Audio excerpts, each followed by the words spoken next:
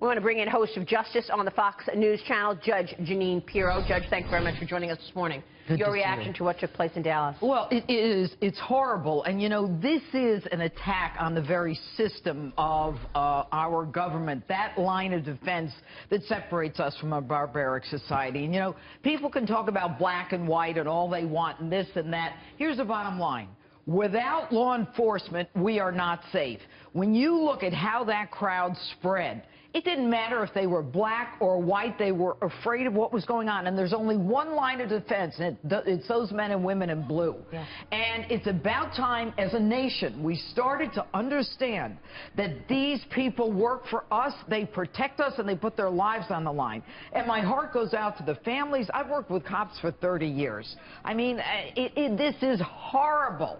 And my fear is that other people are going to copy this. We've been having this discussion all morning, and Steve made the point that it really is about leadership to ensure that the public understands the sentiment that you're saying. And Judge, to your point about understanding, shouldn't that understanding begin on Pennsylvania Avenue and trickle down to the local governments and local communities? You know what? You're right, Steve. With what we have seen in the last couple of years with what do we want? Dead cops. When do we want them now?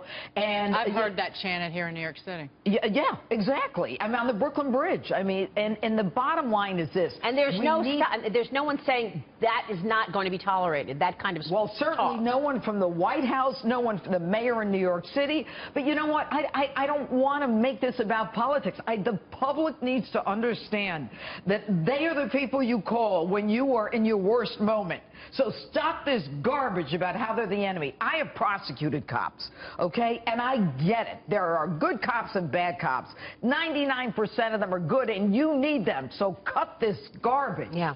I've said this earlier, but the sad situation is these are police officers who risk their lives to protect these individuals' First Amendment rights to protest and protect their First Amendment rights to free speech and to speak out, and they are there putting their lives on the line. But Judge, you've seen, particularly here in New York City and in Chicago, tactics are different. You have, again, here in New York City, we laugh about it sometimes, but they don't enforce quality of life crimes anymore. Under Rudy Giuliani, it was broken windows. It was anything, even a misdemeanor, even jumping a turnstile, even spraying graffiti, you get arrested for it. And you saw a dramatic drop, even more so than the national average, a dramatic drop in crime in this country. And it's going in the other way. Police are afraid. They're pulling back. Well, it's not just that, but it's a recognition that I can get away with it. I can get away with this, I can get away with that, I can get away with turnstile. Look, I was the DA when Rudy Giuliani was in New York City. I mean,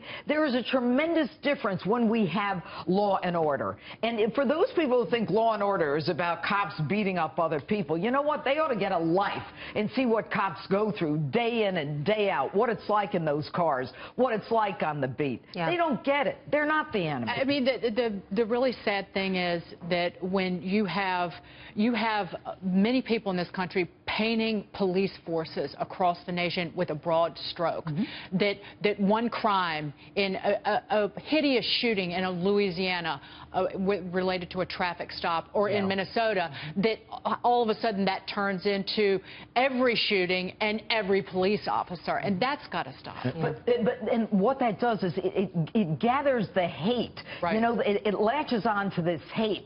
Like if you see one thing and you want to say they're all bad, you're naive, not you obviously, but you're naive to think that it's as simple as that. Yeah. I mean, it's like saying all teachers are pedophiles. Well, cut it out. The news this morning, 3 people are in custody. The police believe the 4 suspects coordinated the attack with rifles and positioned themselves in triangulated locations near the end of the route the protesters plan to take. So we know that they were targeting police officers. We do not know what the motivation was, and whether or not this is terrorism, whether or not this is lone wolf, and whether or not it is even connected to these protests, because the protests were peaceful. And if it is connected to terrorism, we go to another point. Where was the intelligence gathering? Where were the intelligence apparatus? And to your point, Judge, years ago, when there was community policing, we had built-in mechanisms in each community where the people knew the cops enough to say, hey, look, see that guy down the street, there's something going on there, you need to know about it. Now, because we have